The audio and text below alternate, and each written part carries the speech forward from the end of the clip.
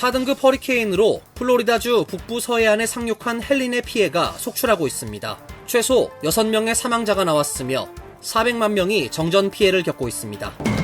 내년도 과세소득과 표준공제 예상치가 발표됐습니다. 보고서가 예측한 상승폭은 2.8%로 2023년 7.1%, 2024년 5.4%에 비하면 작은 폭의 조정입니다. 병역 기피로 한국 입국을 거부당한 가수 유승준의 한국행이 좌절됐습니다. LA 총영사관은 유승준이 신청한 비자 발급에 대해 거부 처분을 통보했습니다. 유승준은 다시 대한민국 정부를 상대로 소송을 냈습니다. 시민권 신청서 평균 처리 기간이 4.9개월로 처리 속도가 빨라지고 있습니다. 수속 기간이 역대 가장 길었던 지난 2021년 11.5개월과 비교하면 절반가량 단축됐습니다. 계란값이 다시 급등세를 보이고 있습니다. 지난 7월 6달러대였던 20개들이 계란 한 판이 최근 9달러로 올랐으며 추가 상승도 예상돼 또다시 계란 파동이 우려됩니다. 이상은 오늘의 주요 뉴스입니다. 시청자 여러분 안녕하십니까? KBN 뉴스입니다. 4등급 허리케인으로 플로리다주 북부 서해안에 상륙한 헬린이 내륙을 따라 북진하고 있습니다. 헬린은 플로리다 일원에서 최악의 해일 피해를 일으키고 엄청난 호우를 퍼부어 확인된 사망자만 6명이 나왔습니다. 현재 열대성 폭풍으로 세력이 약해졌지만 여전히 시속 110마일의 강풍을 동반해 추가 피해가 예상됩니다. 보도에 김태희 기자입니다. 국립 허리케인 센터에 따르면 허리케인 헬리는 오늘 낮 현재 조지아주 애틀란타 북동쪽으로 100마일 떨어진 곳에 위치하고 있으며 현재 풍속은 시속 45마일입니다. 평균 시속 20마일로 북상하고 있는 헬린으로 조지아주 등에는 최대 6인치 비가 추가로 예상됩니다. 이동 속도가 느려지고 있으며 주말까지 테네시주에 머물 것으로 전망됩니다.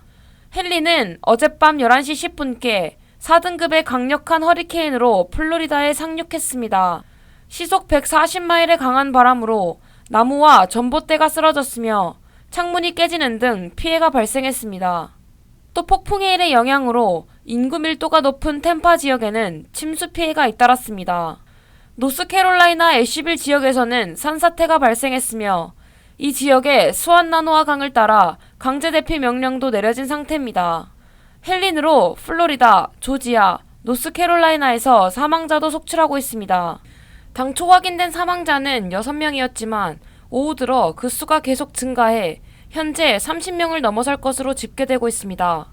플로리다주 템파 지역에서는 교통신호 사인이 차량에 떨어지면서 사망자가 발생했으며 노스캐롤라이나는 나무가 집으로 쓰러진 것이 사망자 발생 원인으로 보고됐습니다.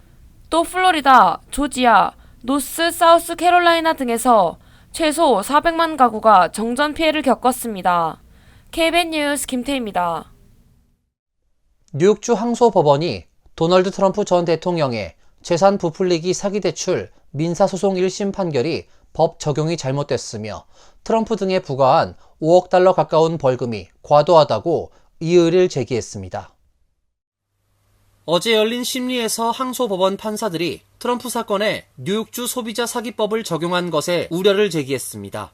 존 히기트 판사는 검찰 측에 사건이 민간 행위자 사이에 상업적 분쟁인 것처럼 보인다고 말했고, 피터 물턴 판사는 일반인들이 피해를 주장하지 않는 사적 거래에 검사장이 개입하는데 일정한 제한이 있어야 한다고 말했습니다. 주디스 베일 뉴욕주 검찰차장은 판사들에게 사기법 적용은 트럼프가 저지른 것과 같은 업계 관행을 막기 위한 것이라고 말했지만, 데이비드 프리드먼 판사는 뉴욕주 검찰이 사기법을 이번처럼 확대 적용한 사례를 찾지 못했다고 밝혔습니다. 또 검찰이 아무도 손해를 보지 않은 당사자들을 기소했다며 다른 사건들의 경우 소비자나 시장에 피해를 줬지만 이 사건에는 그런 피해가 없다고 밝혔습니다.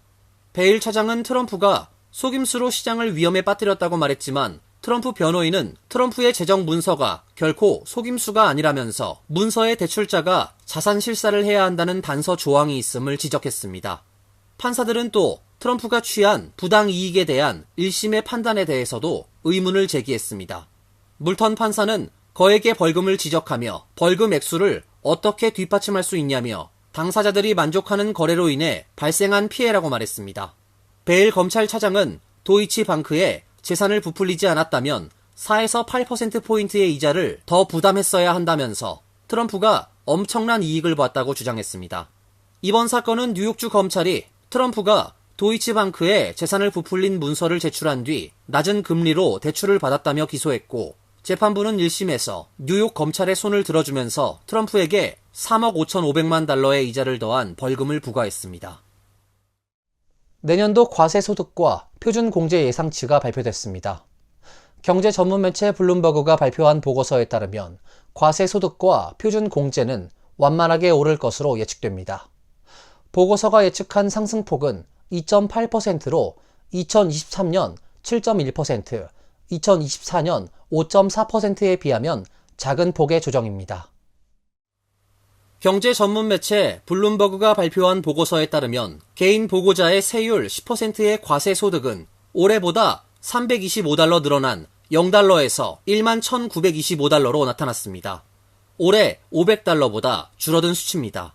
부부 공동보고 22% 세율 구간 기준 소득도 9만 4,300달러 초과에서 20만 1,050달러에서 9만 6,950달러 초과에서 20만 6,700달러로 2,650달러가 증액됩니다. 올해 인상분인 4,850달러보다 2,200달러 적은 금액입니다. 보고서가 많은 납세자가 활용하는 표준공제액의 증가도 2.8%에 그칠 것으로 내다보고 증가폭이 올해 대비 크게 줄어들 것이라고 밝혔습니다. 개인의 경우 올해 1만 4,600달러였던 표준공제액은 내년 15,000달러로 400달러 증가가 예측됐습니다. 부부 공동보고는 올해보다 800달러 많은 29,200달러가 2025년 표준공제액이 될 전망입니다. 세대주의 경우는 21,900달러에서 22,500달러로 올랐습니다. 블룸버그 통신은 과세소득과 표준공제율의 증가는 물가 상승률에 따라 결정되기 때문에 보고서에 포함된 예상치가 소비자 물가지수를 기반으로 했다고 밝혔습니다. 병역 기피로 인해 20여 년 동안 한국 입국을 거부당한 가수 유승준이 한국을 상대로 입국을 위한 소송을 걸어 2차례나 승소했지만 또다시 한국행이 좌절된 것으로 알려졌습니다. LA 총영사관이 지난 6월 18일자로 유승준이 신청한 비자 발급에 대해 거부 처분을 통보했습니다. 유승준은 다시 대한민국 정부를 상대로 소송을 냈습니다.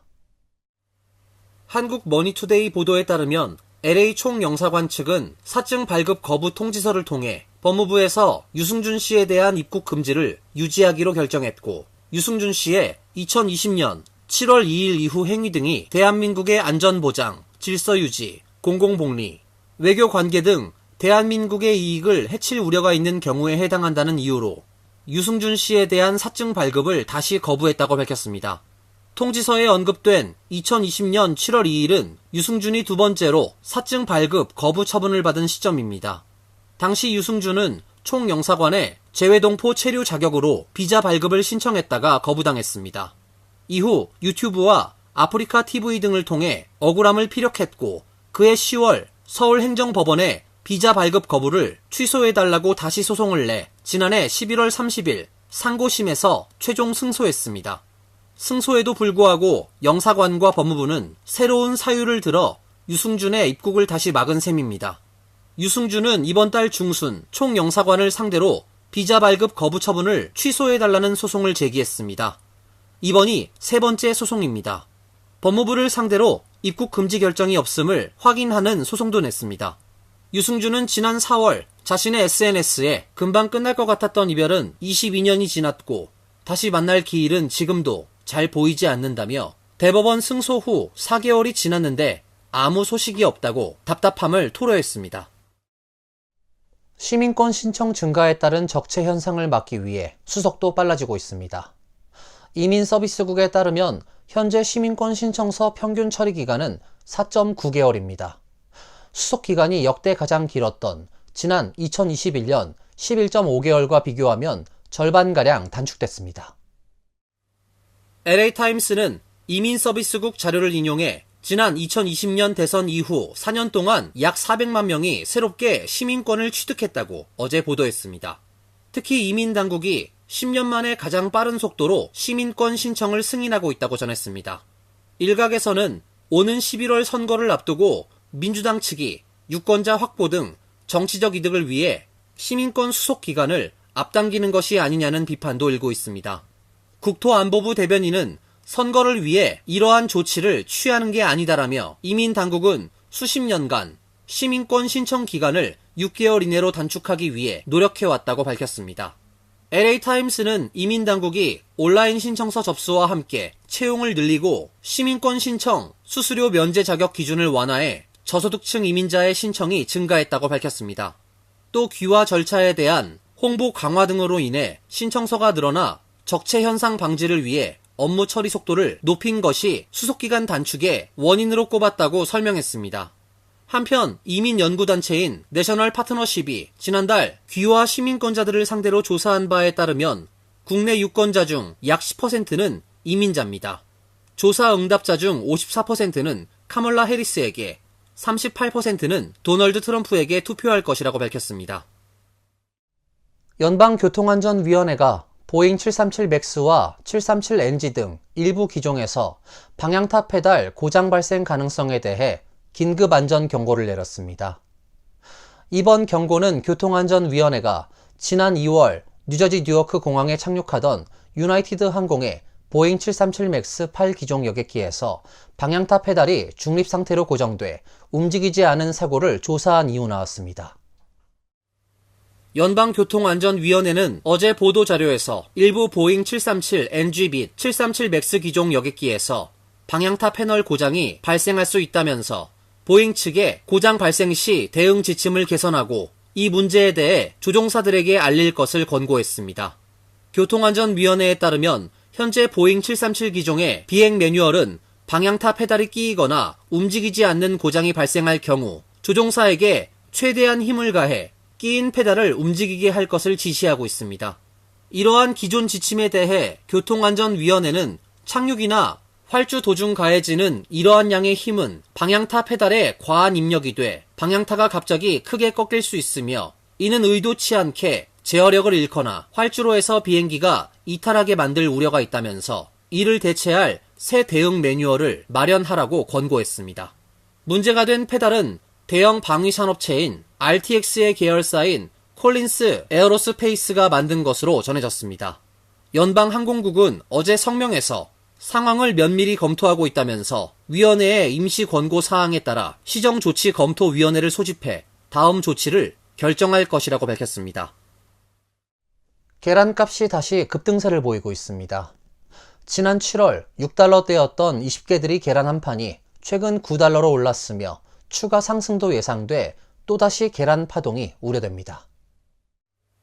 CNN은 노동통계국 자료를 인용해 지난달 계란 가격이 지난해 같은 기간보다 28.1% 급등해 모든 식품 항목 가운데 가장 큰 폭으로 뛰었다고 보도했습니다. 계란값 상승 원인은 이번에도 조류 독감입니다. 연방질병통제예방센터에 따르면 조류 독감으로 인해 지난 2022년 1월 이후 전국 48개 주에서 약 1억 100만 마리의 닭이 폐사됐습니다. 농무부는 7월 총 계란 생산량이 전년 대비 2.6% 줄어드는 등 조류독감 영향으로 산란량이 2달 연속으로 감소했다고 밝혔습니다. 팬데믹 이전까지 2달러대를 유지했던 계란 12개당 평균 가격은 현재 3.20달러를 기록하고 있지만 2022년 말부터 지난해 초 조류독감 영향으로 평균 4.82달러까지 치솟았던 것에 비하면 낮은 수준입니다. 마켓 정보 플랫폼 데이터 샘블리에 따르면 계란 평균 가격은 지난 2019년 10월 이후 83% 급등해 소비자들은 팬데믹 이전보다 거의 2배나 더 지불하고 있습니다. 웰스파고 농식품연구소의 케빈 버그퀴스트는 최근 보고서에서 조류독감이 계속될 경우 올 가을과 연말 연시에도 계란값이 계속 상승할 수 있다고 경고했습니다. 전 세계 보건 전문가들이 생수가 인간과 환경을 위협한다며 각국 정부의 식수 인프라 투자 및 수돗물 소비 증대를 촉구하고 나섰습니다. 뉴욕의대 연구팀은 의학저널 세계보건 논평에서 인간과 지구의 건강을 위해 생수 사용을 제고해야 한다고 밝혔습니다. 연구팀에 따르면 전 세계에서 1분에 약 100만 병의 생수가 소비되고 있으며 편리하거나 수돗물보다 안전하다는 이유로 생수를 찾는 사람이 늘고 있다고 설명했습니다. 그러나 연구팀은 생수가 수돗물보다 안전하다는 것은 사실이 아니라고 지적했습니다. 생수는 수돗물처럼 엄격한 품질, 안전 기준을 적용받지 않는 경우가 많기 때문입니다. 미국 환경보호국이 수돗물 안전 보장을 위해 오염물질에 대한 검사를 대대적으로 시행하고 있습니다. 이때 기준치에서 벗어나는 사항은 모두 보고해야 하며 오염물질은 24시간 내 탐지돼야 합니다. 반면 생수의 경우 미생물이나 화학물질의 존재 여부를 공개할 의무가 없습니다. 특히 생수는 장기간 보관하거나 햇빛에 노출되면 플라스틱 병에서 유해 물질이 나올 위험도 있다고 연구팀은 설명했습니다. 지금까지 연구에서 분석된 생수 표본의 10에서 78%에서 미세 플라스틱, 포탈레이드, 알킬페놀, 폴리여마 바이페닐, 비스페놀 A 등 다양한 오염물질이 나타났다고 덧붙였습니다. 이 같은 오염물질은 호르몬 수용체의 기능을 방해하고 고혈압이나 당뇨, 심혈관 질환 위험을 높이는 등 건강 문제와도 밀접한 관련이 있는 것으로 알려졌습니다. 연구팀은 생수에 의존하는 건 상당한 건강, 환경적 비용을 초래하는 만큼 생수 사용에 대한 재평가가 시급하다고 밝혔습니다. 이어서 간추린 소식입니다. 북한 평안북도 철산군 동창리의 서해 위성 발사장의 현대화 작업이 빠른 속도로 진행되고 있는 것으로 나타났습니다. 북한 전문 매체 38노스에 따르면 북한이 서해 위성 발사장에 새 철로를 연결하는 작업과 함께 수평 조립동 건설 작업을 이어나가고 있는 움직임이 상업용 위성 사진으로 확인됐습니다. 지난 23일 촬영된 위성 사진에 따르면 지난해 5월부터 시작된 수평 조립동 건물 신설 작업은 외벽이 지어진 상태에서 지붕 받침대 설치 작업을 앞둔 상태입니다. 건물 내측에서는 크레인도 포착됐습니다. 건물 주변에는 콘크리트 평판이 깔렸고 서쪽 터널 입구와 건물을 연결하는 새로운 도로도 건설 중입니다. 서해 위성 발사장은 북한이 장거리 미사일로 전용할 수 있는 로켓을 개발하는 시설입니다. 질병통제예방센터는 어제 뉴욕에서 발생한 사망사건이 보아스헤드 육류 리스테리아균 감염과 연관이 있는 것으로 파악됐다고 밝혔습니다. CDC에 따르면 19개 주에서 총 59명이 리스테리아균 식중독으로 입원했고 그중 10명이 사망했습니다. CDC는 실제 감염 사례는 더 많을 것이라고 설명했습니다. 리스테리아 감염 증상이 시작되기까지는 최대 10주가 걸릴 수 있기 때문입니다. 연방 상하원 의원들은 농무부와 법무부에 서한을 보내 보아스 헤드가 형사 고발을 받아야 하는지 여부를 결정하기 위해 협력해 줄 것을 요청했습니다. 최근 보아스 헤드 제조 공장에서는 벌레와 곰팡이가 발견되는 등 위생 문제가 제기되기도 했습니다. 뉴욕시 의회는 어제 본회의에서 보행자가 횡단보도 혹은 횡단보도가 아닌 도로를 건널 수 있도록 허용하고 교통신호에 반하는 횡단을 허용한다는 내용의 조례안을 통과시켰습니다. 따라서 앞으로는 무단 횡단을 하다가 경찰에 적발되더라도 티켓은 발급되지 않습니다. 다만 경찰은 무단 횡단을 하는 시민에게 주의를 줄 수는 있습니다. 조례를 발의한 메르세데스 나르시스 의원은 유색인종의 불균형으로 발부된 무단 횡단 티켓 문제를 바로잡는 데 도움이 될 것이라고 밝혔습니다. 조례안은 뉴욕시장의 서명을 거쳐 120일 후부터 효력을 갖게 됩니다. 뉴저지주에서 내일 면허시험을 영어가 아닌 한국어로 치를 수 있는 법안이 뉴저지 주 하원 문턱을 넘었습니다. 뉴저지 주 하원은 어제 본회의를 열고 앨렌박 주 하원 의원 등이 상정한 뉴저지주 미용국에서 실시하는 내일 면허 필기 및 실기 시험을 영어 외에 뉴저지에서 가장 많이 사용하는 다른 4개 소수의 언어로 제공하도록 하는 법안을 찬성 66, 반대 9, 기권 5로 통과시켰습니다. 법안은 주 상원 처리를 앞두게 됐습니다. 이 법안은 지난 회계연도에서도 주 하원에서는 통과됐지만 주 상원에서는 불발되면서 입법화되지 못했습니다. 법안이 입법되면 한국어로 내일 면허시험을 치를 수 있게 됩니다. 환율과 증권 소식입니다.